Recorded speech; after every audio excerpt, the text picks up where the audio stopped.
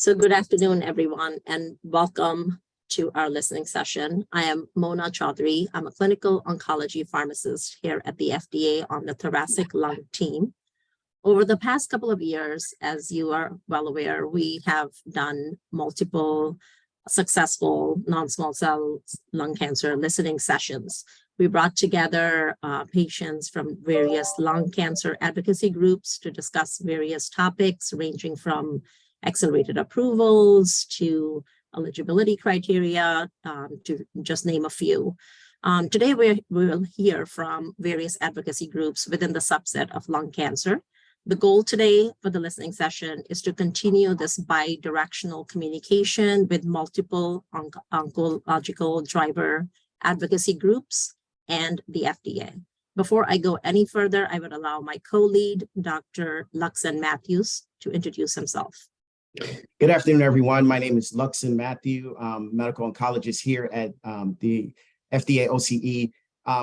Buckle up, everyone. This is going to be an enjoyable ride.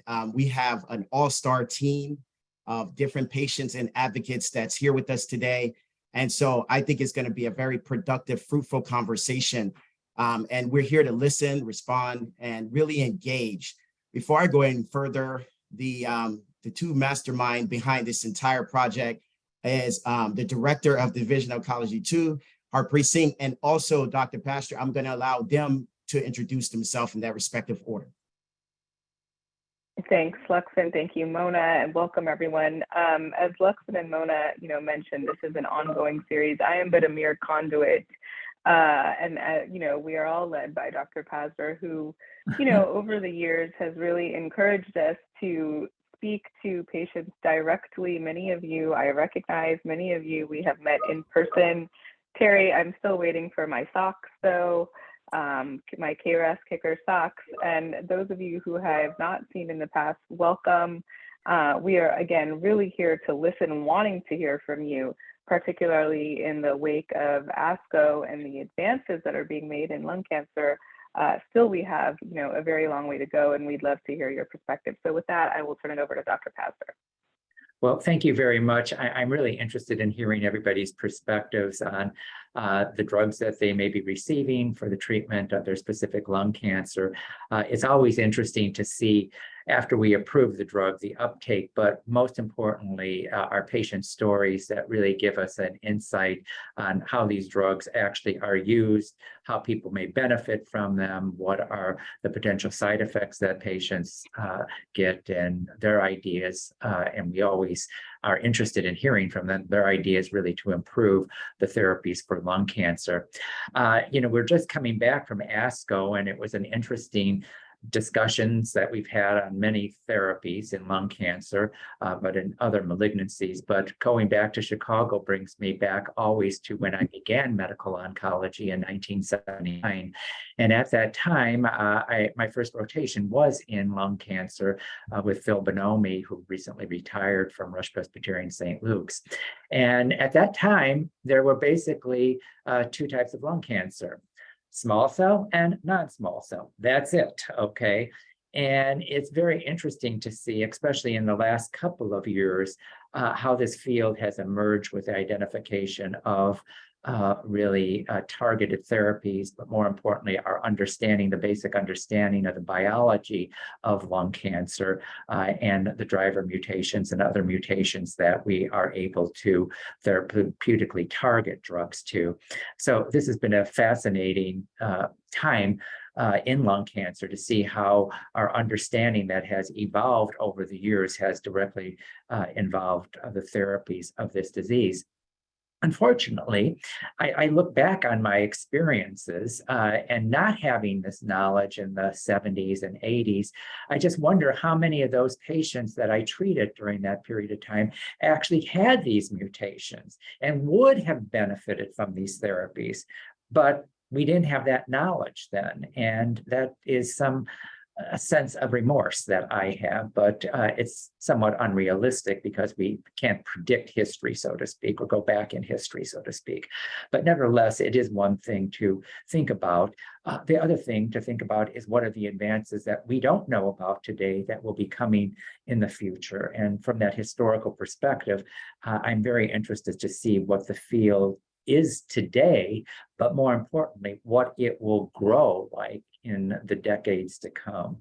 So I'm really interested in hearing your perspectives on this. Unfortunately, I won't be able to spend the entire time with you because I have double booked meetings, but I'm interested in hearing this, and I believe it's being recorded, so I'll listen to it afterwards also if I'm not here. So I'll turn it back to Luxon and Mona. Hi, thank you, Dr. Pazner, and thank you, Harpreet. So as we alluded, this is a listening session. So I would like to start, maybe go through the virtual room and have the advocacy group members, the panelists, give us their name, the group you're representing, along with a very brief background, and we can go around the room. I would start with the alphabetical order of the advocacy groups. So we'll start with ALK Fusion, and that will be Denise. Hi, I'm Denise Cutlip. I am with ALK Fusion. We are a group that focuses on building community by sharing our experiences, our knowledge, and introducing, excuse me, people to new knowledge and new information as it becomes available. Thank you. Sure. Dr. Culver from ALK Positive. Ken Culver, Director of Research and Clinical Affairs at ALK Positive, representing over 6,000 ALK patients. We're focused on many advocacy aspects. In my role, our goal is to speak to every biotech and pharma company to encourage them to consider and include ALK patients in their development plan. Debbie Pickworth. I am Debbie from the BRAF Bombers, and I started the group after my clinical trial that I was on for BRAF. I was one of the original ones. So I thought that I, as much as I wanted to know how people were reacting to their drugs that they were on, I wanted to share information and any new clinical trials that were coming. So that's how I started the BRAF Bombers. You're welcome. From EGFR resistors, we have Ivy, Jill, and Diane. I thought I saw. Hi, everyone. I'm Ivy Elkins, and I'm one of the co-founders of the EGFR resistors. We were founded actually in 2017, and we currently support close to 5,000 members who are patients and caregivers. And really, we focus on supporting our members, educating our members in the information they need to live with this disease, and working hard to accelerate research through collaborations with other organizations. And I am an EGFR positive patient myself. I've been living with stage 4 EGFR positive lung cancer for a little over 9.5 years. Thank you. Mm-hmm. I have KRAS Kickers, Terry. Hey, I'm Terry Conran. I'm a 6.5-year lung cancer survivor. Started KRAS Kickers 3 years ago after I found out that I was KRAS. We use KRAS as an empowerment group for global and tumor agnostic, and as an acronym for knowledge plus research plus advocacy equals survivorship. And I do that through alliances and strategies. So thanks for having us here. And it's all of us working together. It's going to make a difference. And Susan Spinoza. Hi, yes, I'm Susan Spinoza. I founded the NTrackers after being diagnosed in 2018 with NTRK positive cancer. Our group was formed after I started a clinical trial, really to unite patients and caregivers, and really to educate everyone on NTRK and also in the medical community as well. From RET Group, I have Melissa and Sarah.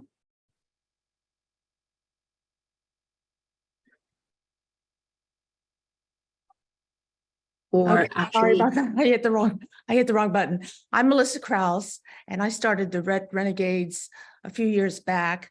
My story is I've been living with stage 4 lung cancer for the better part of 18 years. My impetus in forming the group, the Red Renegades, was based on a suggestion from my oncologist, Dr. Alex Drillin, who's heading up the Red research at Memorial Sloan Kettering in New York City. I was targeted, it was discovered that I had the Red mutation in 2012, but it wasn't until 2016 that a targeted therapy became available.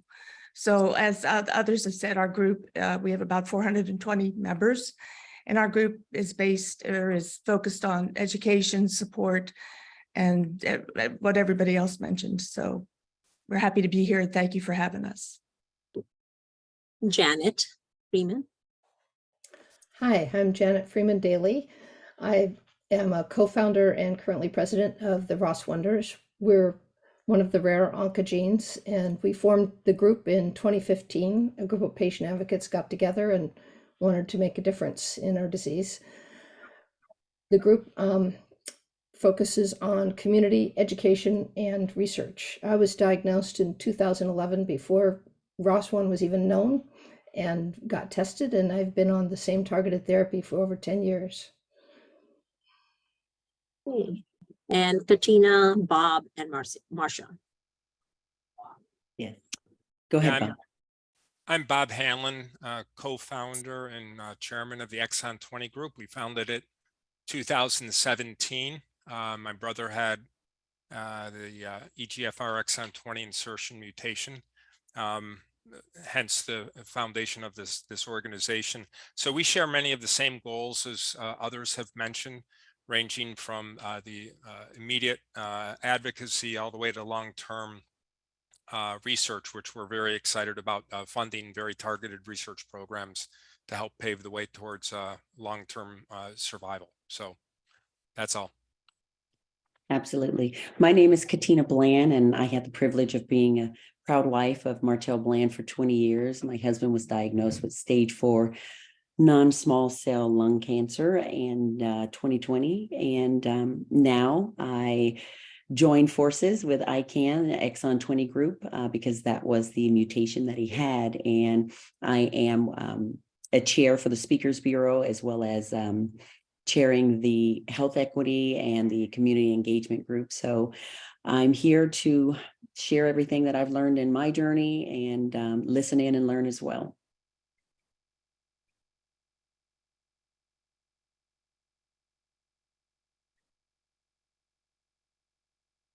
Marcia will not be speaking here, so we can continue.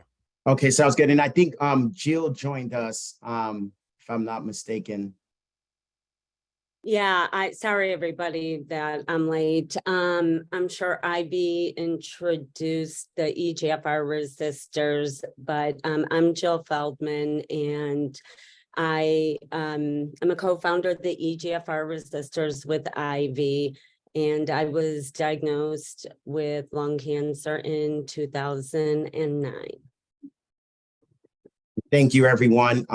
And like I said earlier, Harpreet put the charge to Mona and I to earlier in the year in January or so to go around and just talk to each individual from the different groups in order to really get a sense of what's the hot topics, what's going on. And you guys have given us the privilege and the opportunity to engage with you all. And we say thank you for that. Along the way in January, we were able to talk to John Halleck. John, if you know him, was very passionate. He had the biomarker collaborative. I think he was in charge of that. And he was very interested and participating. Unfortunately, he's not here with us today. He passed away recently. And so, you know, we take a moment now to acknowledge him, and not only him, but all of our others, patients, advocates, family, friends, loved ones who are not here with us today. And we say thank you for all their hard work. And so with that, we will transition and we will start the conversation. The first topic at hand is clinical trials, and specifically talking about targeted therapy clinical trials. This is not a shy group. And what I would say now is that this group will let you know what's on their mind. So what I'll do, Mona and I will kind of step back. We'll probably just put 1 or 2 topics on the table and let you guys discuss and bring out and unpack all the issues, the good, the bad, the ugly, that you are experiencing, that your individual groups are experiencing. So I'll just kick off by saying targeted therapy clinical trials. What are the issues that you guys are facing? And again, we're going to use first name from here on out. So feel free to start, whoever wants to start off with this portion of the conversation. Ken. Thank you, Luxon. On this topic, you look at the screen and you see people with a whole variety of different oncogenic drivers. One of the problems we're experiencing is in all too many clinical trials, they're lumping us all together as if for one kind of lung cancer. And following up into what Dr. Pastor said, when I was in medical school, is very much the same. We're about the same era. And the idea now, as we subset lung cancer, that somehow all oncogene cancers should be thrown into one trial doesn't make sense to me. And what we end up with is underpowered numbers of patients in these clinical trials, so we can't really say there's not enough RET patients, there's not enough ALK patients, there's not enough BRAF patients, what it might be. And I find that a deficiency in many of the clinical trials in lung cancer these days. And let's just keep going. Terry, you're next on my screen. Oh, thank you. You know, we talk about targeted therapies, but the elephant in the room is getting the biomarker testing.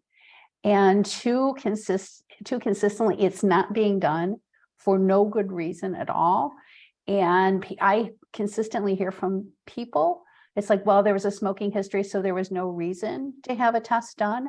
That's completely inappropriate, because we do need to know, and strategically, to kind of like bounce off what Ken was saying, that you cannot know what it is that you need further on down the road unless you strategically start out up front with the biomarker test, because you're going to be potentially eliminate yourself from a potential targeted therapy or from a clinical trial.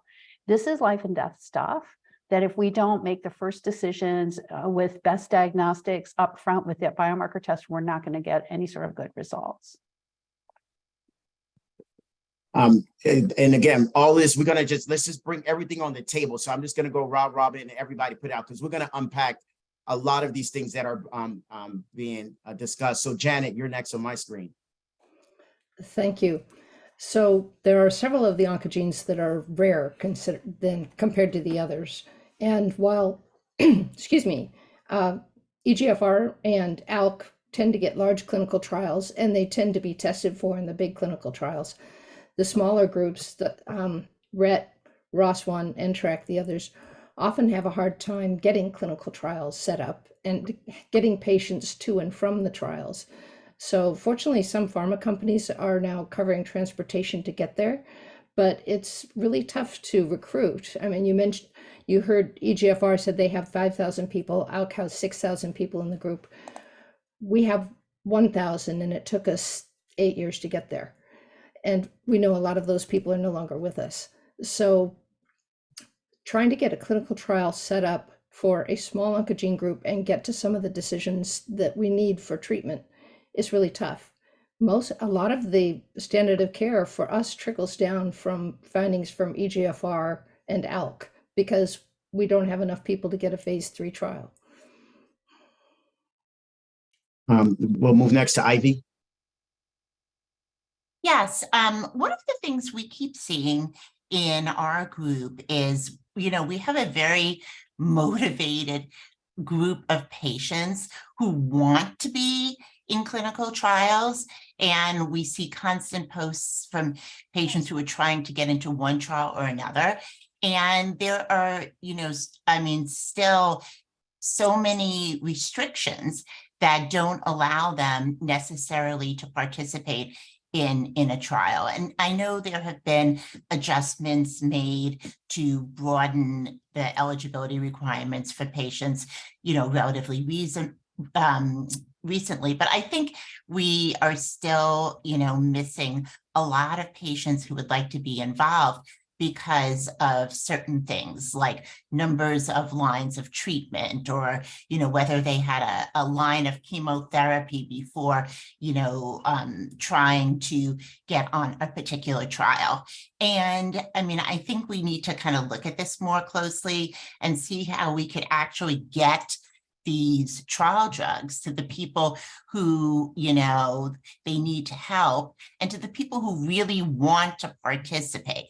So, look at, adding real world arms to trials, or something that will allow more people to participate, because our people want to, they really do, and they just can't always. Thank you, Ivy. We'll move next to Melissa. Yes, my main focus with this topic is barriers to clinical trials. I am fortunate enough, I'm on my 6th clinical trial now, my 3rd targeted therapy. As I mentioned, my mutation was identified in 2012, but a targeted treatment wasn't available to 2016. At that point, there's just so much I want to say, addressing what Ivy said. I don't think patients should have to bear the burden of finding a clinical trial. I think in my case, it was always my doctor who pointed me to clinical trials. That said, the clinical trial I'm on now, and I don't see any reason why any other pharma company can't do this. They arrange for my transportation and pay for it. They arrange and pay for my lodging, and provide me with a credit card, a debit card to use for meals and tax and cab fare when I travel. So it costs me nothing to participate in this trial. It's very frustrating to know that there are people that don't even know the trials exist, and there's a barrier there. So yeah, we do need to do better in that regard.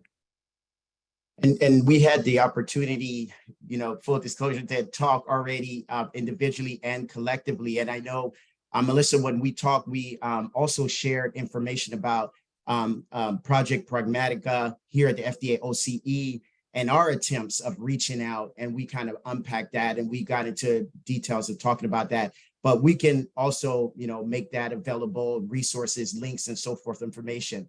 But let's continue. Katina, you're next on my list. Okay, definitely want to just chime in with what some of the ladies have said, what Terry said, what Ivy said. Absolutely. At the Exon 20 group, we're entering our 7th year, but we handle EGFR, Exon 20 insertion as well as HER2. But if we don't identify the molecular profiling and match that up, and even educate the oncologists who in some cases, like was mentioned previously, aren't even aware of clinical trials, where to find them, how to get the patient referred to them, and then get them vetted so that they can be a part of the clinical trial, we're going nowhere.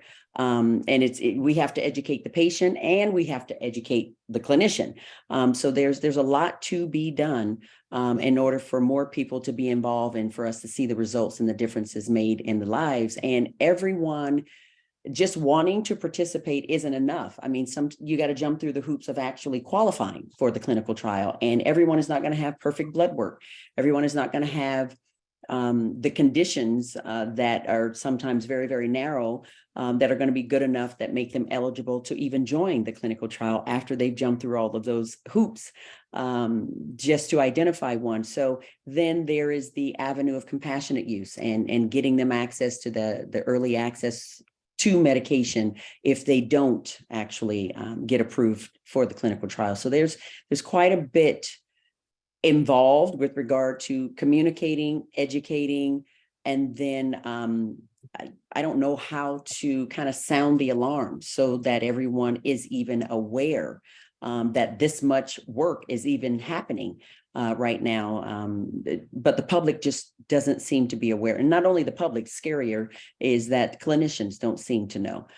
So, how do we narrow that gap so that everyone is aware that you have to know what you're working with and where to then go to get the treatment that you need? One thing that consistently came up in our conversation is this awareness. And one thing that was a little disturbing is, in just full honesty, really when we heard is community physicians not testing or not allowing patients to be tested to see what type of cancer they have. So we will have to talk about that because we want to have a better understanding. What's the issue there? I mean, there's guidelines that basically instruct and encourage physicians to do certain testing.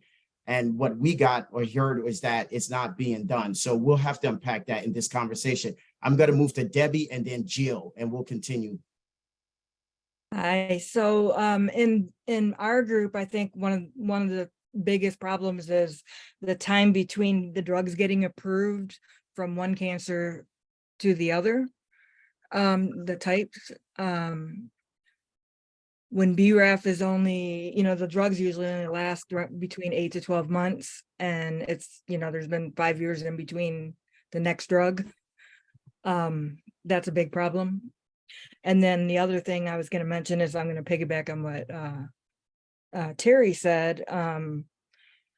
Not everything in BRAF is being tested. So you have BRAF fusions and everything that's not being tested. It's usually like just BRAF V600E or non-BRAF, non-600E.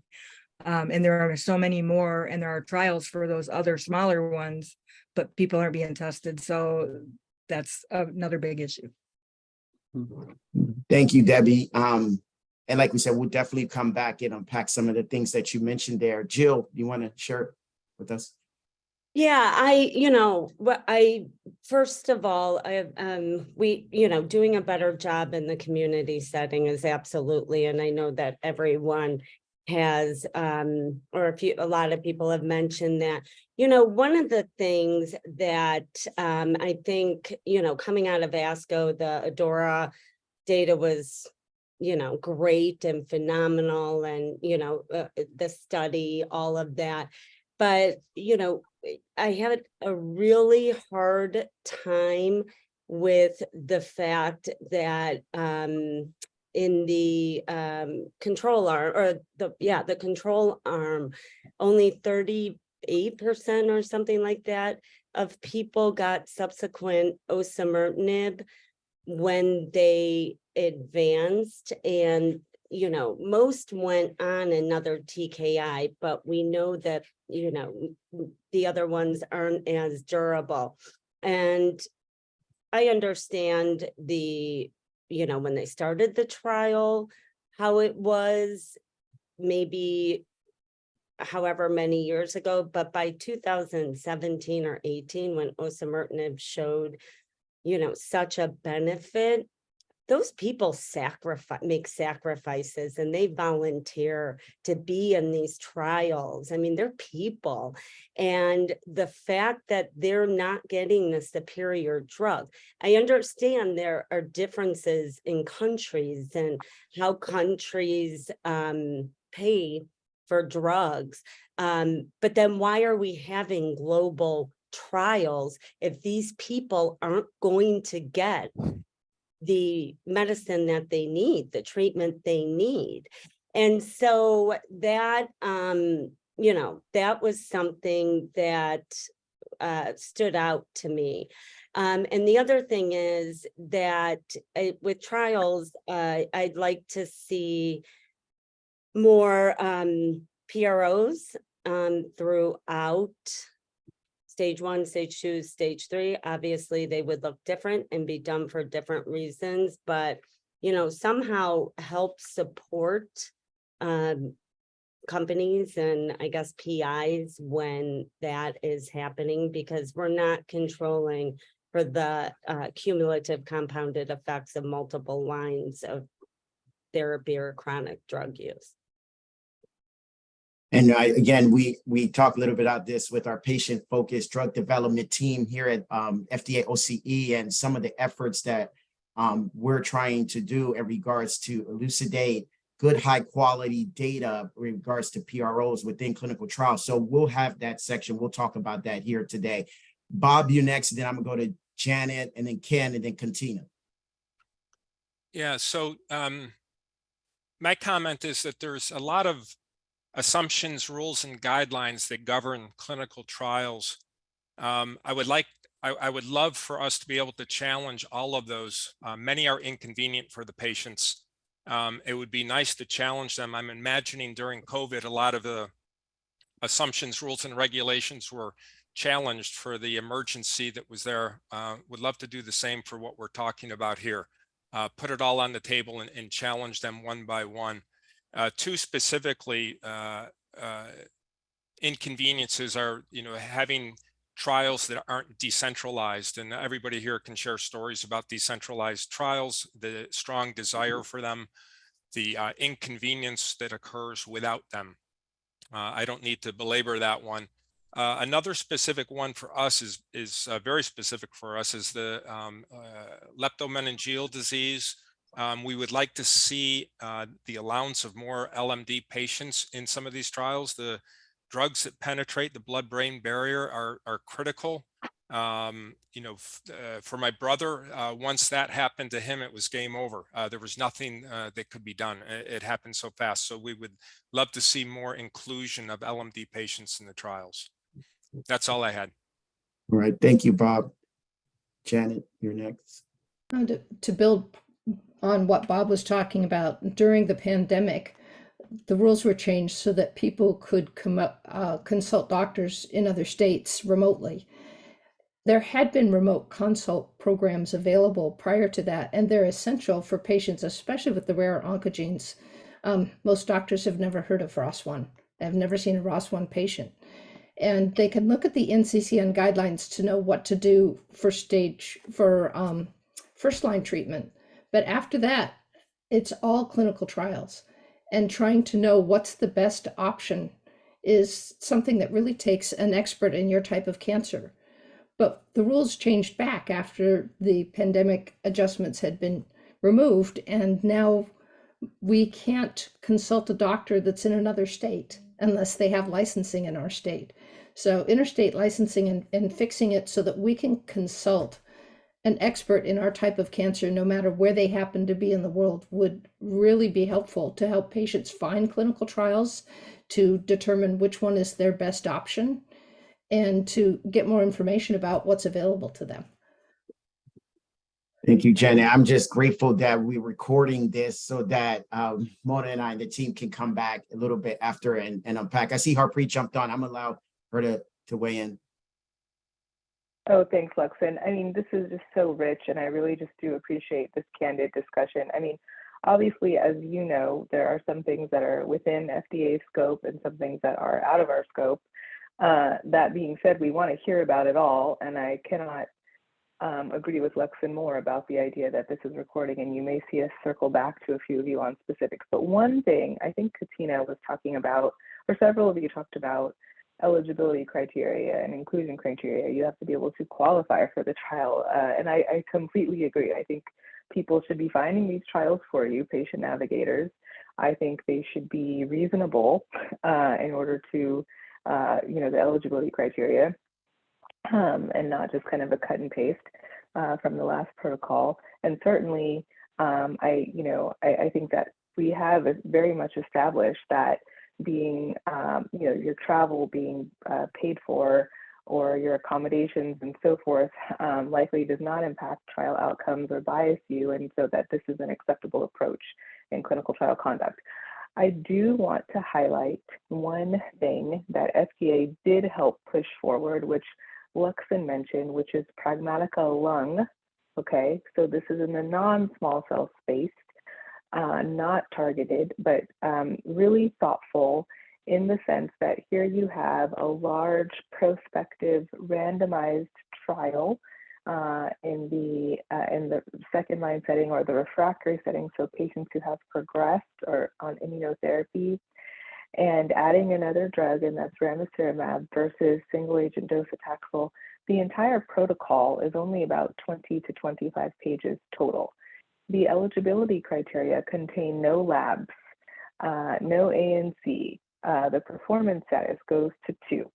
It is extremely streamlined, and everything is up to the discretion of the provider, the healthcare provider, and certainly a conversation with the patient. So if the healthcare provider feels that the patient could be treated with either regimen on either arm of this study, this trial, they can then enroll the patient. So this was recently launched. I think only about 30 patients are enrolled thus far out of a Plan 600, but this is the lung space, as historically has done, is really leading the way here. Patients walking with their feet, floating with their feet, and I would love to see more of this, more elements of this, and I think it would in other trials, and I don't think it's impossible in smaller populations in these rare mutations, and I do think that we can make some headway here. So I wanted to insert that because as of this moment, it is the lung cancer space that's really driving this innovation. And it was even talked about in the opening remarks, Monica Bernoulli's open remarks at ASCO. So I wanted to commend this group as a whole for being such advocates, and also why aren't there PROs in Pragmatica? Okay, I see you, Jill. Well, we were trying to super streamline it. And this is the first of this kind of large streamline, I don't want to call it a mega trial, but a large trial, and we can tweak as we move forward and do additional trials in this space and other spaces. And I do take all your points about PROs, and these are approved drugs. So I do think it would have been very appropriate to build that in. And there were a lot of things that people wanted to add. And we just really wanted to know one thing, and that was survival. Certainly, I take your point regarding, the tolerability of each regimen, and I accept that, criticism of the pragmatic trial. But again, it was something that we really also wanted to do a bit of a proof of concept in being able to conduct the trial, period. But I take your feedback, and we'll take that moving forward. So I just wanted to share that with you, and also express my gratitude to this community for driving. There has to be enthusiasm in order to do things like this, and you are moving things forward on the exact topics that we're talking about today. So awareness, and also congratulations. And along those lines, as Harpreet just said, one of the comments that keep ringing in my head from, I'm not sure who said it, but along clinical trials, the informed consent document, as Harpreet just said, it's streamlined. So one person said, the informed consent document is not patient friendly, it's paper friendly. And it's just stacks and stacks of paper. So I don't know who said that, but I'm waiting to have that person unpack that a little bit further. But Kim, Katina, and then Terry. Thank you, Luxon. And Dr. Singh, really grateful for this, the vision of the Pragmatica trial, and other things the FDA has done, like the breakthrough therapy designation, have been huge for groups like ours. I wanted to come back to companion diagnostic for a moment. We had two sessions at ASCO with academic and community doctors, and we were able to learn a little more, and I'd just like to highlight that. First of all, one of the biggest problems, it appears, is the turnaround time for NGS testing is about 3 weeks and is way too long. And in many cases, both patients and physicians want to start treating, and so the right test may or may not get done for a long period of time. And you take something like ALK, where you have a median survival of 7 years, you're robbing people. People are being robbed of this opportunity for living a long time because people aren't getting the proper testing early enough. The second thing that really surprised me is a good portion of the time, Luxon and FDA, patients aren't getting the right test. They may be just getting an EGFR. They're not getting a panel of testing.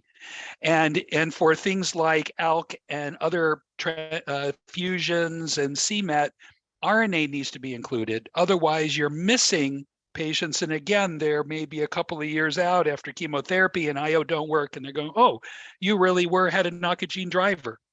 Third is that the reports are too complicated. It might be, they gave examples, page 7 is where it actually told them what mutation or rearrangement the patient had. And I bet you in a lot of practices, they don't read to page 7. And then the fourth and the last point is cost. In some cases, such as stage 3 lung cancer, apparently NGS testing isn't reimbursed. So therefore, the cost of that testing is dropped on the patient. And so in many cases, the patients aren't even offered, and or it's unfair to patients. And I would imagine these issues are common across all the groups here. And I thought it was worth just highlighting what we had learned. Thank you. Absolutely. That's why I love this group, because they will tell you what's on their mind. Ken jumped the gun and moved into biomarkers. That's totally fine. And we will do that. And Ken, I will come to that topic, but let me just finish off. I think I'm almost done with the last two hands, and then we're going to dive deeper. I wanted to just point out, like Bob, my husband also had disease progression until leptomeningeal disease. And one of the things I wanted to bring up that I hadn't heard yet was the limitations around dosing. My husband was not the average size of just people. He was 6'4", over 200 pounds, and we were restricted to a specific amount of dosing within the trial and compassionate use, because there was just a specific amount that had been tested and that was approved, and there wasn't given any kind of wiggle room, if you will, to dose more appropriately, or I suppose I'd say more exacting to the patient's needs, and leaving a little bit more wiggle room for the doctor and the clinician to assess what the needs are and make those decisions as needed, without having to be just kind of stuck or constrained into this is the only way that you can get it, is take it or leave it. Yeah, Katina, every time you share, it breaks my heart to hear your story. And I remember the time when he was in the hospital and we were communicating, we were talking. It just shows why it's important to get the dose right early, and not to take too long. And one of the emphasis that we have put here in the FDA OCE is dose optimization. And I'm not going to spend too much time in there. We've talked a little bit about that. And that's why this charge is really being pushed here, that we want to get the right dose early in the drug development process, not too far along. And then we find that we don't have the optimal dose. So thank you again for sharing. Terry, I'll come to you, and then Janet, and then we're going to start unpacking the table that we've set before us. Okay. You would think that KRAS, being the most common biomarker, would be most commonly told to a patient, and yet we're consistently not being told. The testing is not being done, and people are more inclined to know if they're ALK or EGFR, which is the irony is striking to me. One of the topics I kind of want to make sure that we do address is this terminology around compassionate use. It implies that we as patients have the right to go in and try something if we're willing to go out on a ledge around it. Yet consistently, that's not really the case, because it takes like 6 weeks at expedited manner for somebody, usually your doctor, to lead the parade, get this accomplished, get it done. And there's got to be some way to speed that process up in order to allow patients to actually get to the drugs a lot faster without penalizing companies, and because they're not going to want to approve an opportunity for a patient to try it. So there needs to be some sort of sophisticated modification that's allowed for us at that level, if we're in that level of a crisis for treatment. Absolutely. Well noted. And we'll talk about that hopefully a little bit soon too. Also, Janet. Thank you. So sometimes there are biomarker tests done as part of a trial. The patient already knows what their biomarker is, and that's why they're able to enroll in that trial. But the trial is looking at resistance mechanisms, and so they do additional testing.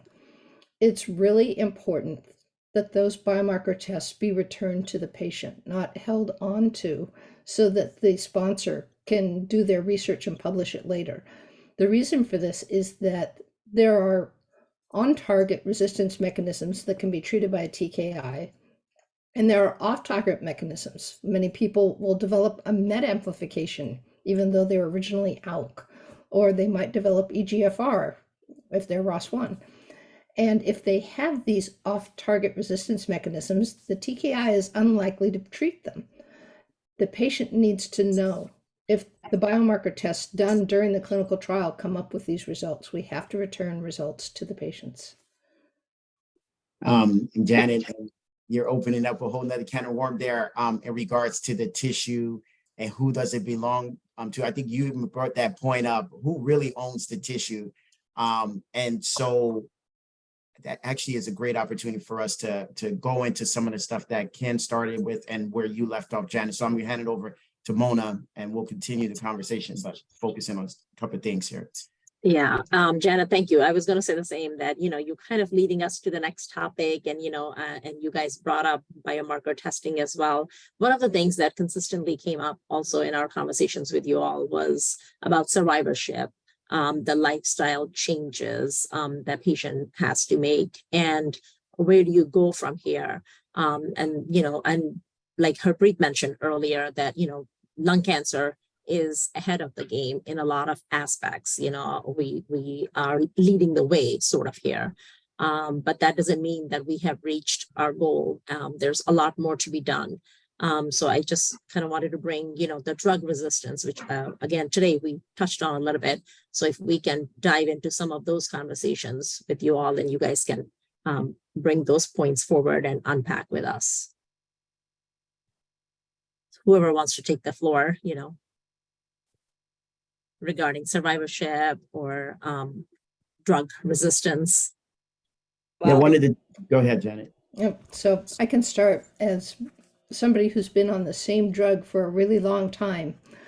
On the one hand, I'm absolutely thrilled that this drug worked. I mean, my first 2 lines of treatment were chemo and radiation, and I progressed as soon as we stopped the chemotherapy. But on the other hand, being on a TKI for years and years takes its toll. There are side effects, and while they may seem small, I mean, the side effects of my targeted therapy are a lot smaller than they were in chemotherapy, but they're still there. I have had 2 dose reductions while I was on this drug over the past 10 and a half years to deal with side effects, to deal with the edema, and deal with the brain fog and the neuropathy issues that come up. And the drug reductions have helped. My particular drug doesn't actually have dose reductions listed on the label, but some of the newer TKIs coming out do. And still, the doctors don't seem to know about it. We have people coming into the group saying, this drug is really tough for me. And we said, have you tried a dose reduction? And they didn't know it was possible. Mm-hmm. So that's a huge issue. I'll move on to Denise. Denise, you're still muted.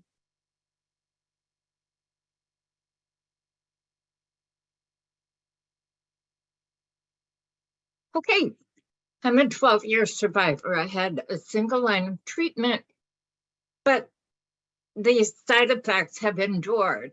Most people who came into this who had EGFR or ALK often had cisplatin or carboplatin as a first line of treatment and therapy.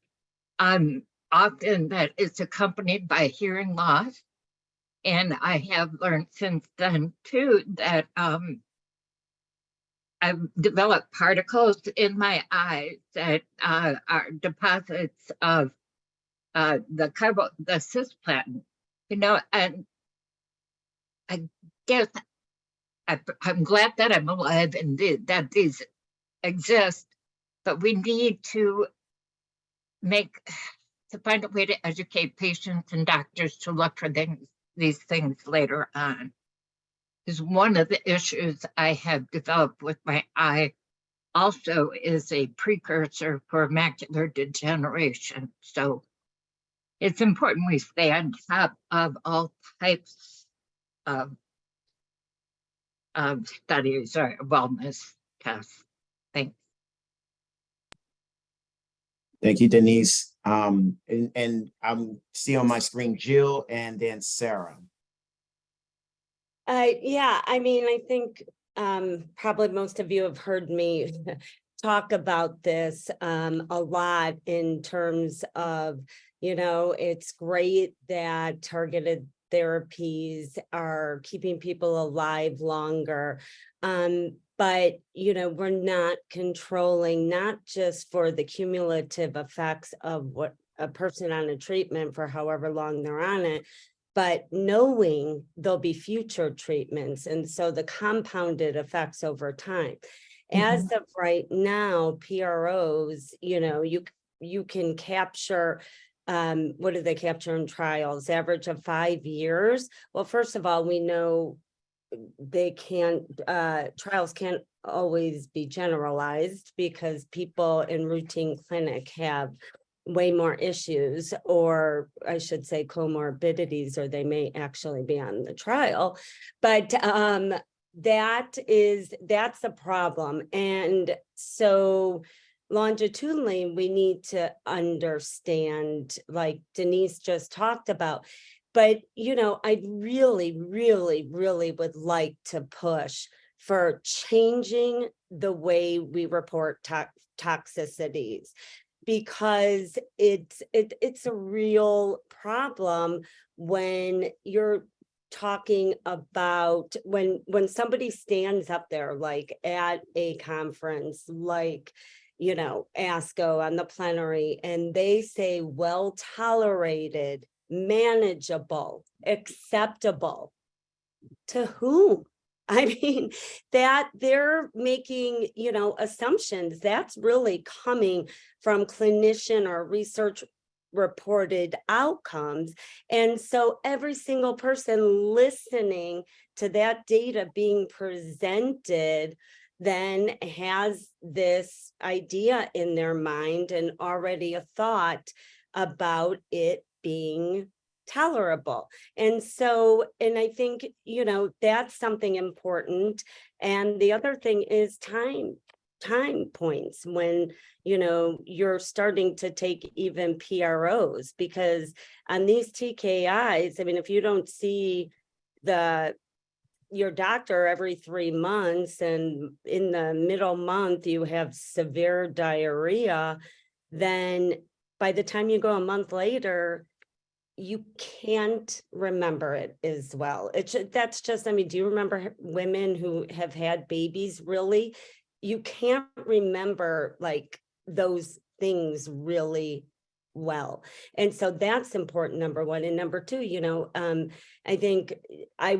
I think we need to start looking at grade 1 and 2 toxicities and how they affect everyday life, because a grade 2 diarrhea is 6 times a day. Okay, you don't have to seek medical attention, but you certainly can't leave the house. So, I think I mean, patients are the only reliable source of data on symptoms and side effects, the severity, and how they impact their everyday life.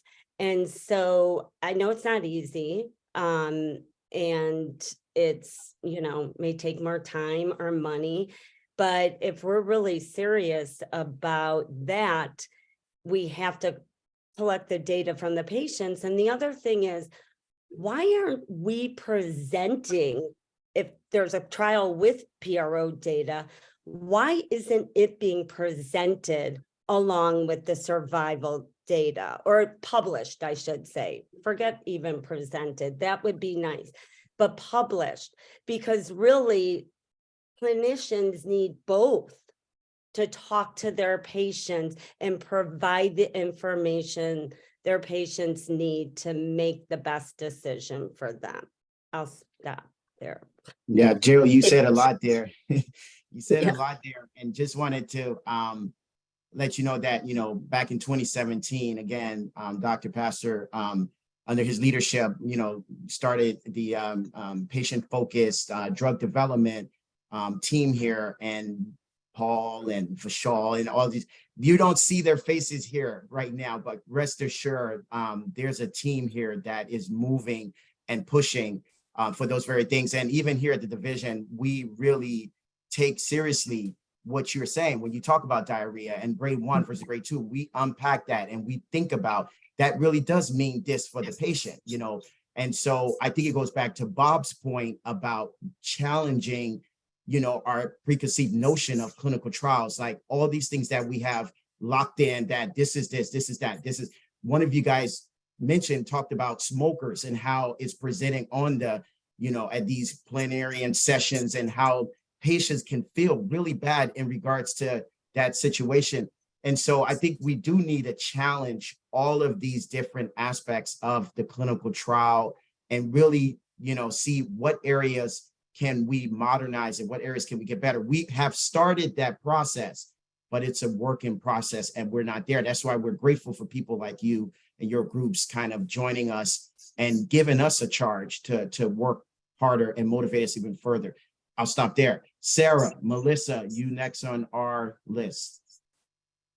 Hi, so I've been on selpercatinib for 5.5 years now.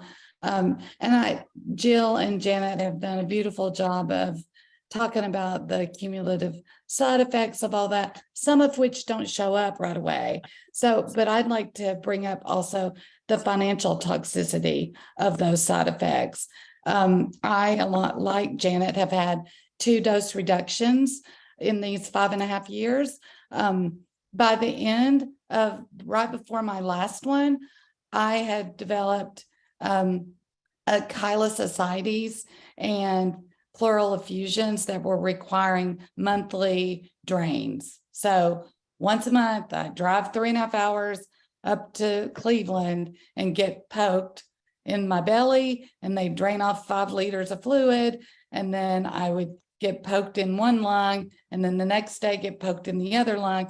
Well, I've been very thankful for all that the trial does cover, but it doesn't cover all of that.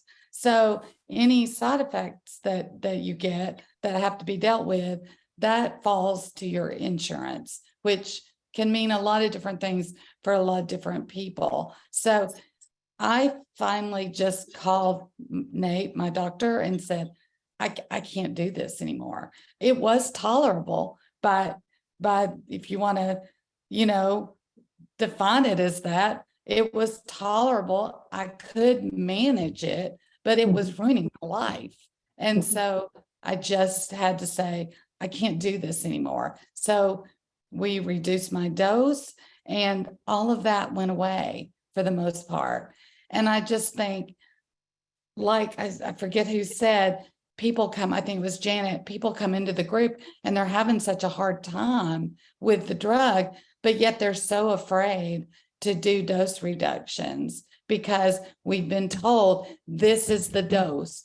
Well, to me, it doesn't make any sense that me at 130 pounds are going to require the same dose as a 220-pound person, so, and I know this is all super complicated, but tolerable and manageable and are just mean different things to different people. And the financial toxicity put on top of all that is just one more thing to carry. So I'll stop there because we can all get riled up here, but that's the thing. Thank you, Sarah. I will move on to Melissa next. This is right in line with what we're speaking about. I just got out of the hospital a few days ago. I was on life support. The reason I was on life support was the accumulation of many different kinds of treatments I've been on over these past 18 years and the interaction of the different medications. Now I'm on selpercatinib, as is Sarah, and it wasn't specifically the selpercatinib, but as Sarah said, I also am on a reduced dosage to make it more manageable and tolerable, for who. Because we all are different people, but it can be dangerous. And I found that out the hard way. So a cautionary tale to everybody, just because you have your medications listed on a list for every doctor you see does not mean that they're checking it and making sure that you should not be taking this drug with this drug. So that's all. Be careful. Well, thank you. Thank you, everyone, for sharing your stories, for, pouring your heart out and making sure we move in the right direction. What we need to do is really be that well-oiled machine and put all these pieces together and, again, head in the right directions. With that, I want to go back to touch on, I know this topic came up and we're going to discuss it anyhow about the biomarker testing. There's actually a question, and I'm just going to read it out. It says, I'm perplexed. This is from one of the FDA well, actually one of my coworkers, I'm perplexed to hear that patients continue to have not have their tumor tested for oncogene driver mutations in 2023. Can the panel discuss the reasons why this still happens and what we can do to ensure genetic testing for all patients is being done for these non-small cell lung cancer patient population? So with that, I guess I see Janet. Thank you. So I was part of an ASCO team that was doing a survey of oncologists in ASCO about biomarker testing. And not surprisingly, a lot of the people that go to ASCO, the big clinical oncology conference, were pretty good about doing biomarker testing. But then I encountered one of the people in our group who was at a major NCCN cancer center and had developed progression while she was on chemo and a TKI. So they wanted to do biomarker testing. Well, we know that one of the modes of resistance that develops for us is, as I mentioned before, MET amplification. And her center did not have testing for MET amplification. And what's more, they couldn't tell her where to get it. I had to go consult one of our ROS1 experts to find out where the options were for her to be able to get testing for that kind of resistance. Some hospitals send the test to places that only look at DNA. ROS1 is better detected if you look at RNA. So it's a wild west out there in terms of all the different tests that are available, and it is not at all clear what's the best option and whether or not your insurance will pay for it. Ivy, would you like to go next? And then I have Terry. Yeah, sure. There's a huge variety in treatment out there. And, getting biomarker testing still in 2023 is, determined by a number of things. One of which is, where you live and what type of, oncologist you go to. Yes, I'm in a major city and I go to a thoracic oncologist at a major academic medical center. So I'm fortunate. It's never questioned. I get biomarker testing. But say your, doctor is not a specialist in thoracic oncology, and there's so much to know, in lung cancer these days. And they're in an area where they don't see many lung cancer patients. They may not know to do the testing, or even if they do know about testing, there could be some pushback. There could be some assumptions made about the person. Terry alluded to this earlier on, well, you're someone with a history of tobacco usage. You're probably not going to, have one of these mutations. They'll say, you're probably not going to have it. It's going to be a waste of time testing for it. It'll take long to get the results back. And, we're just not going to do it. So there's several reasons, that's one reason.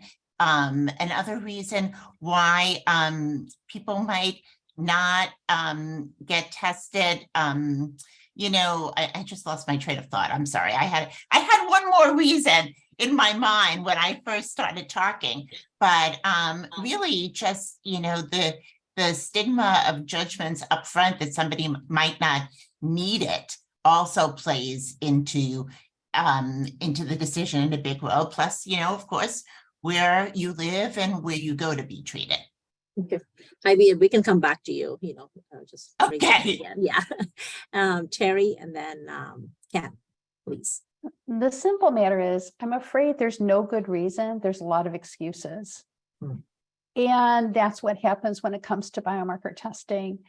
Consistently, somebody is like presumptive. Well, that has to be a doctor. It's not a patient, because a patient can't just go running down to the corner drugstore to get our own test.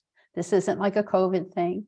If they do take a pathology out, take a biopsy, we have no control over what happens with it. If the doctor turns us down, the insurance doesn't need to. And this is what we consistently see. This is what I've experienced in my own personal life. This is what we consistently hear. So there is no good reason. And and again, it kind of circles back to what I was saying earlier about anybody that has any sort of a tobacco use. And I'm going to say smoking history, because it doesn't matter what you were smoking or when you were smoking it. If you ever smoked 100 of it, including when you're 12 or 18 or in college, or it's a cigar, it doesn't matter. It's a smoking history according to the CDC. Yet that's not what we're viewed as. And so if you have any sort of a smoking history, okay, either you're lying about it, okay, or a doctor thinks you've outgrown that it has any sort of implication in your particular life, or it's presumptive that you're a 40-year smoking history, and therefore you don't need a biomarker test. In KRAS, specifically KRAS G12C, it's something along the lines around 90% have some sort of a tobacco use. It just underscores the importance of having that biomarker testing. If you have a potential for any sort of a G12C inhibitor, later on down the line, as far as strategically identifying what your possibilities are for treatment, you need to know that up front. I don't have a G12C. I don't qualify for that. They don't have anything except in pipeline that I would even be able to qualify for, because there's still another 60% of folks that have a KRAS lung cancer that don't have any sort of a targeted therapy. And those folks have a different strategic approach to identify what their best treatment options could potentially be. And we're consistently getting eliminated from clinical trials. So it still boils down to, there's no good reason. It's nothing but an excuse. They should be doing the testing. We don't drive blind. They shouldn't diagnose blind either. I will go on to, let's hear from Ken, but before we do that, I just have a quick question from my internal team. Wanted to know if have you come across any reimbursement issue, and also if they're using FDA approved testing to do this biomarker testing? I'm not seeing reimbursement issues at all. I consistently see that that's the least of our concerns, because we can't order our own testing. That's my personal experience. All right, Ken. Thank you. Just another thing to keep in mind on when we talk about biomarker testing, I think we're all thinking at lung cancer diagnosis. My experience has been, if I have 100 oncologists in a room and I say, raise your hand if you do biomarker testing on all your lung cancer patients, all 100 will raise their hand. And the reason they will is that sometime during the lifespan of a lung cancer patient, they do testing. So therefore, it's not a dishonest answer. And I think what we're all talking about here is at the initial diagnosis and treatment. So a treatment plan can be put in place for where you're going to start and what's going to come next. And one critical aspect of that, and I would think that's probably true for all the groups on the phone or on this call, is that when a patient relapses, you need to do a biopsy and look and see if your treatment plan is still the best for the patient. And so I know when it comes to ALK, I go to some universities and I say, how often do you rebiopsy an ALK patient when they progress? They say 100% of the time. And you go to other places and you ask them and they say, well, sometime. It depends. And I think it gets back to all the things that have been said by the other groups, but I think we have to think about, it's not a one-time deal.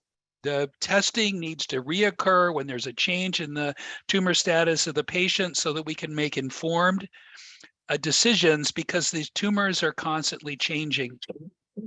Just a point of view. Hey, Janet. Well, with some of the results that have been coming out of ASCO with regards to neoadjuvant and adjuvant TKIs, the question also then comes up, how do we get biomarker testing done in earlier stages? When we originally formed the ROS Wonders, everybody in the group was stage 4. They were the only ones who could get the TKIs. But in the past year, we're having more people come into the group who are stage 3. And they had the standard of care treatment of chemoimmunotherapy, and then their doctor tests them and finds out they're ROS1, and they put them on a TKI shortly after immunotherapy, and they have a horrible reaction. If they don't have the biomarker testing, the doctors won't know whether or not they could have a TKI. It was discussed in ASCO whether or not they should consider not doing immunotherapy as part of the chemotherapy regimen for people in stage 3 if they have a biomarker test, because they might need a TKI later. There's also neoadjuvant TKIs are now being tested, and people won't know if they're eligible for that if they don't have the biomarker testing. So not only do we worry about doing biomarker testing at diagnosis for stage 4, biomarker testing at progression at stage 4, we also need to think about earlier stages. Good point. Ivy, and then I have Jill. Yeah, what Ken said before actually reminded me of what I wanted to mention before, biomarker testing at progression. So we hear in the EGFR community all the time from people who don't get the biomarker testing upon progression and then are put straight on chemotherapy.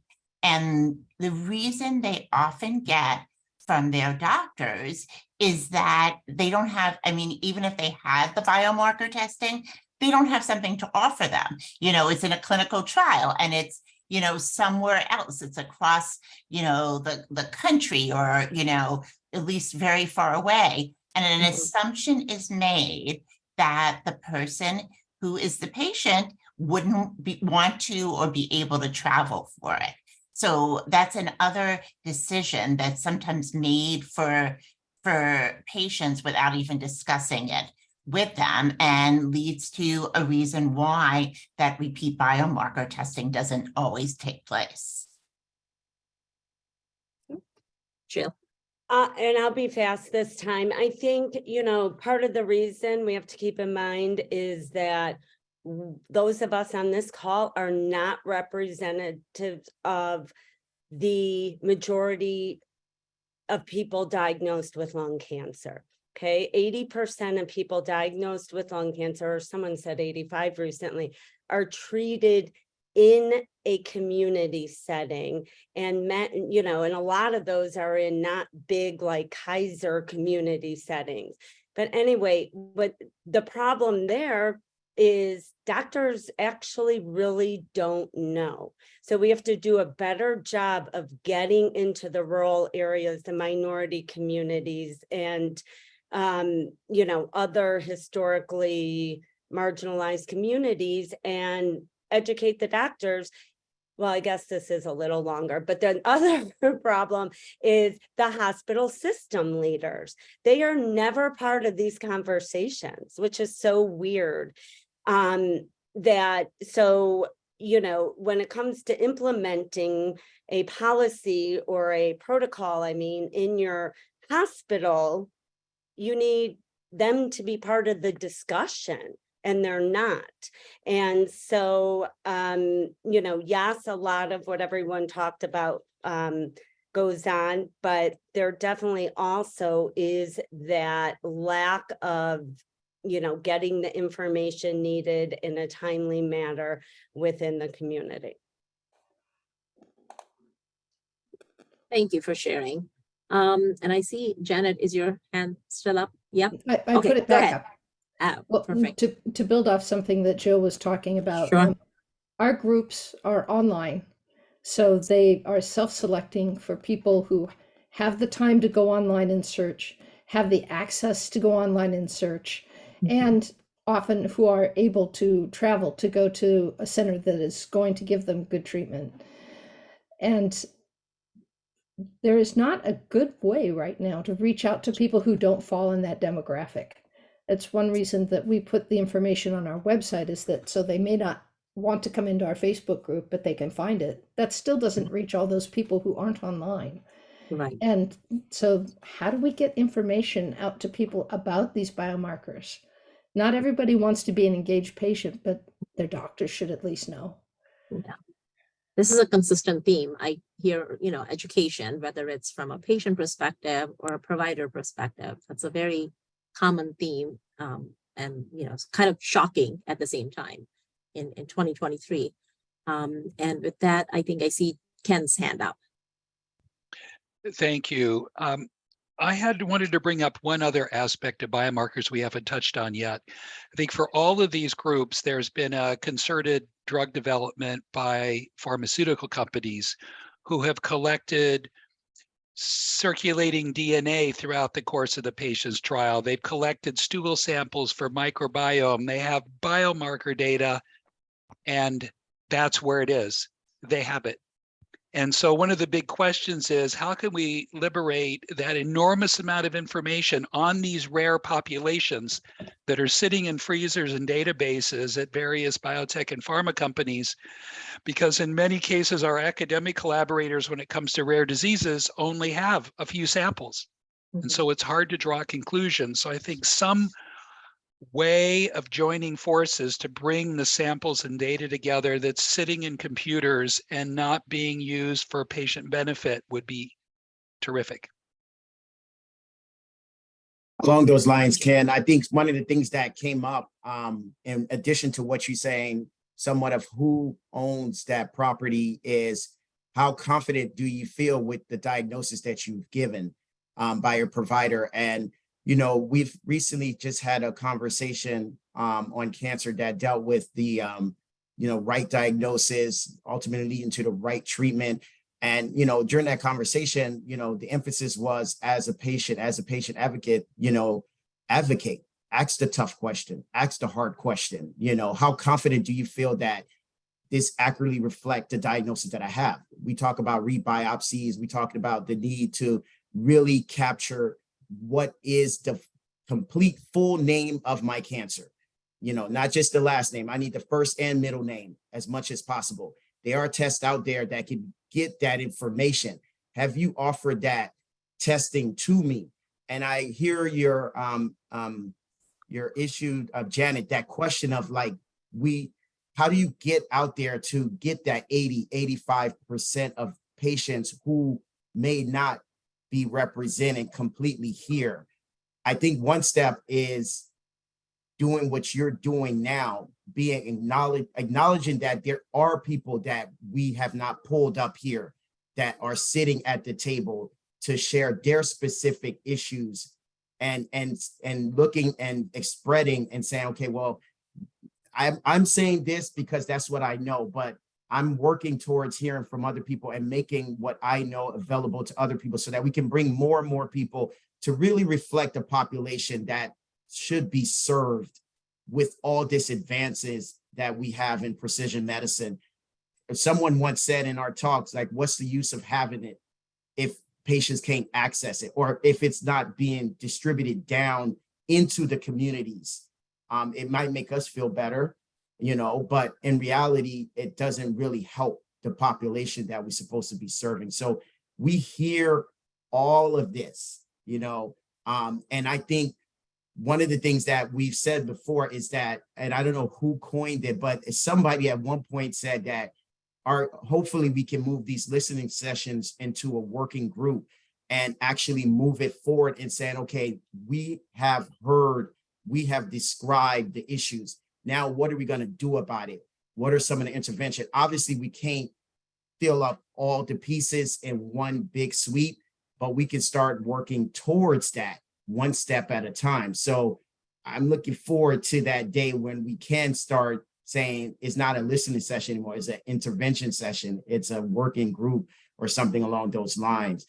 I'm realizing we have like 12 minutes left and there's so much we haven't yet covered yet. So I'm going to do, again, round robin, going through the hands up, starting with Jill and Janet, then Bob. No, sorry, I forgot to put my hand down. No worries. Let's go to Janet. One thing that we don't have much time to discuss, but that needs to be brought up is there's information collected in clinical trials when TKIs are developed. They run for maybe 3 years, if we're, maybe 5. A lot of us are being on the drugs much longer than that, and other things come up that were never discussed. We need an effective way to collect real world data on patients that are on these TKIs and track what comes up afterwards. Yes, I know the FDA has a place where people can report side effects, but there's a whole aspect of living with this disease that just is lost, that needs to be captured. And it would be great to have a consistent system where they can get it from all of the groups and the information can be available to all of the physicians and not just pulling it from EHRs, but actually getting information from the patients. Yeah, probably on our next session, Janet, we'll probably unpack real world data and some of the work that we're doing here in the OC FDA with Donna Rivera. I don't think we had a chance to talk about some of that in our session. So we'll take note of that and try to unpack that with you guys next time we talk about. But let's go over to Bob. Yeah, Luxon, you brought up something I just wanted to build on. I've heard so many good ideas here about opportunities for new processes, for processes within processes, and it's complicated, right? There's a lot of good stuff on the table, and you just mentioned it. Back in the 1990s, we went through the whole re-engineering the corporation with the same thing, just with the company that I worked for, on how do you re-engineer what's going on now to create that ideal well-oiled machine that we're talking about here. Is that something that the FDA, are you putting this all together? I mean, there are people who do this professionally, and I'm sure you're already on top of this. Is this going to be part of a systems, holistic approach to a new way of doing things as opposed to one at a time initiatives? Yeah, so Bob, if I knew that answer, I would be very rich right now. But I don't know. But what I do know is that we're gonna put this all together. I don't know. We ultimately are doing this work for the patients. It may be for myself one day. I may be the patient. So that's the focus here. We're trying to really not just say we're patient-centric or patient-focused, but that we're actually doing it. So we don't know where it's going to go, but this momentum here, these type of talks, these type of interactions are different from even 5-10 years ago here at the FDA OCE. So I hope you guys can appreciate some of the change that you feel, that you see is coming. It's not stopping. It's just going to continue. I'm excited to see where it ultimately is going to go. For 1 second, I do not see a hand up, and I'm just going to embrace that right now. And say one thing, there was a question about ctDNA and why should we use it? ctDNA has a lot of great potential. It's very promising is what, even Mona and I met with the team here with Rena, and we talked about this. It's very promising. However, it still needs to be validated. The rate of false negative, false positive, like we still need to bring the science completely in it. And this is always our dilemma, right? Like you want to get things out quickly, but you want to do diligence in the process. You know what I mean? And walking that fine line is not easy, but it has to be done. You know what I mean? And I don't think we want to give you guys lip service and say, oh yeah, the moment we hear something we see as promising, we're just going to say, yeah, there it is. That's not due diligence. And so we just need more testing. We need more clinical trials in this to kind of validate, can we safely say we can move forward and say, yeah, ctDNA is legitimate. It has been validated and we can use it very comfortably. I think we're quite not there yet, but it's promising.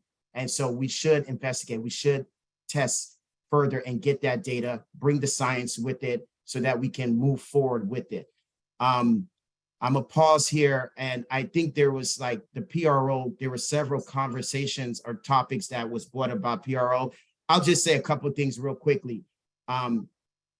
We, in 2021, there's an FDA guidance that came out that basically encouraged sponsors to use information that we put out to bolster PRO information that can come into clinical trials.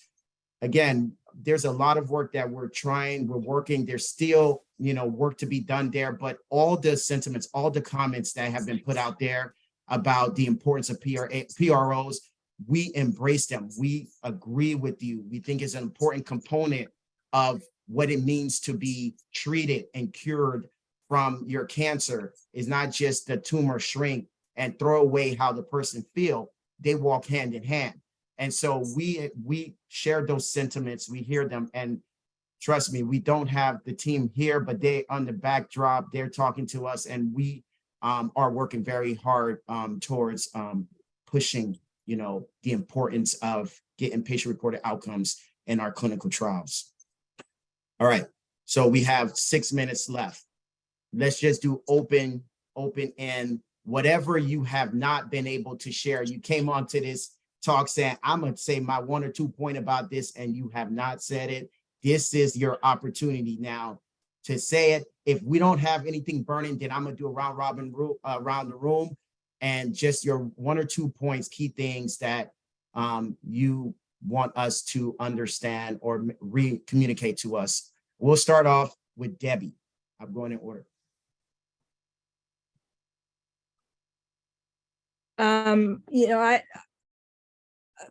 I think that my main thing I want to say is to you and all the FDA panelists is thank you for doing these listening sessions. I do think they make a difference. I've seen more action recently just from our listening sessions. So I guess I want to say that to you. Thank you, Debbie. And just going around in order, Terry, next. Oh, thanks for letting us be here. And let's make this a doing session, not just a listening session. And we appreciate being heard, but as advocates, we're not going to shut up until something gets done. So in case you haven't figured that out about this, and it still boils down to, we need to get the testing. We have no control over it. And we're leading into and onto y'all to be making a difference, whatever it is. And our hands are all raised because we know that it needs to be done, and time is of the utter essence. Thank you, Terry. Janet, you're next. I'll echo thank you for including us and for listening to what we're saying. And I think possibly what we need to look at in the future is a strategy for how we take the learnings from the larger groups like EGFR and ALK that have larger trials and greater findings, and find out an effective way to have that trickle down to the groups that are smaller, that probably won't get those kind of trials, so that we're not just randomly applying something because it worked for the bigger groups. It must work for us. Okay, thank you. Ken? Thank you. I think one thing we didn't talk about today was immunotherapy, and the fact that at least ALK and EGFR and probably the rest are being excluded from many of the new immunotherapy trials. And that's based on the fact that in many cases, PD-L1 and PD-1 inhibitors haven't shown activity in oncogene-driven cancers. But that doesn't mean other immunotherapies won't work in our cancers. And I find it unfair that when they have a dose and they have a treatment that's active, that there aren't specific cohorts for oncogene-driven lung cancers in those studies. So I'd like to advocate for being more inclusive in the new immunotherapy area of the tumor types listed, included here. Okay, thank you. Noted. I'll definitely take that in consideration. I have Katina, Jill, then Bob, and almost done.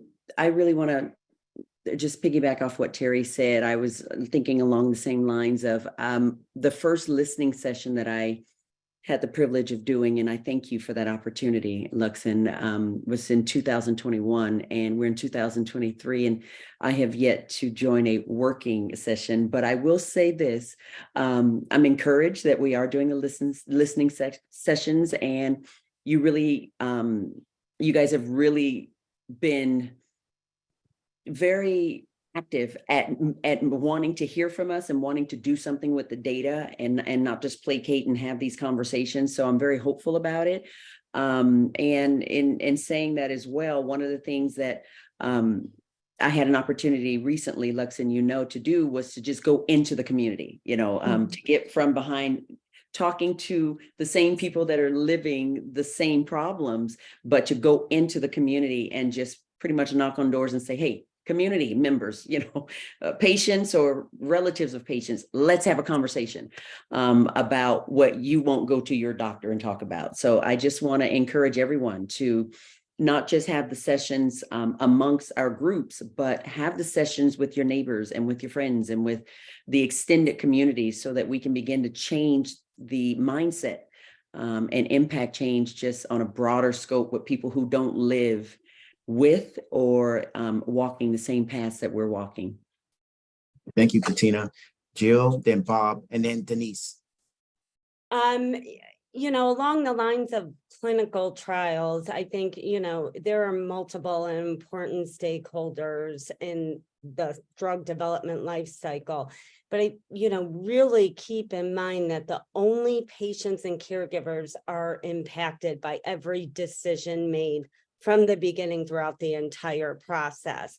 So, really getting patient advocates involved, it's essential to understand the challenges and difficulties that patients face from the start when those critical decisions are being made about, trial design and protocol. And that includes it, in various communities as well.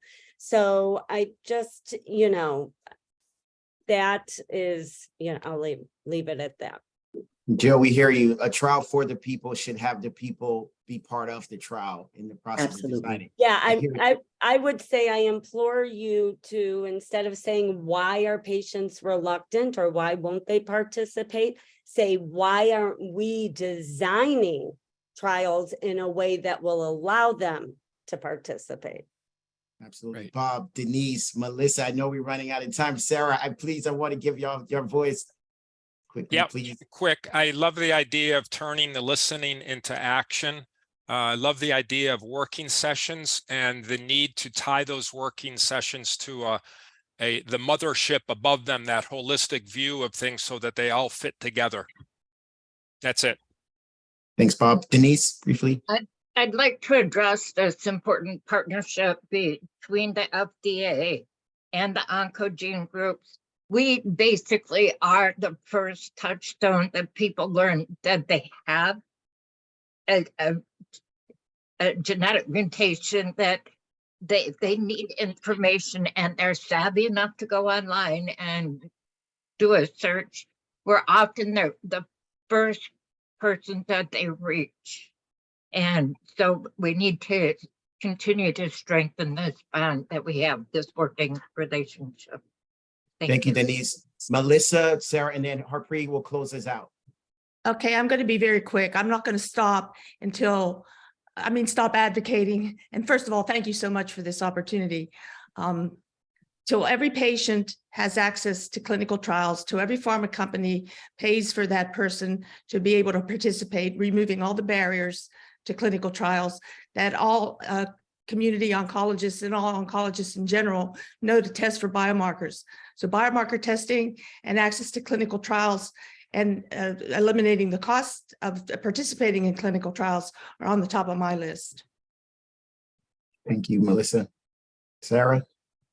So I'll just say that I'm appreciative of the time and the conversation, and I always leave these discussions feeling both challenged and hopeful.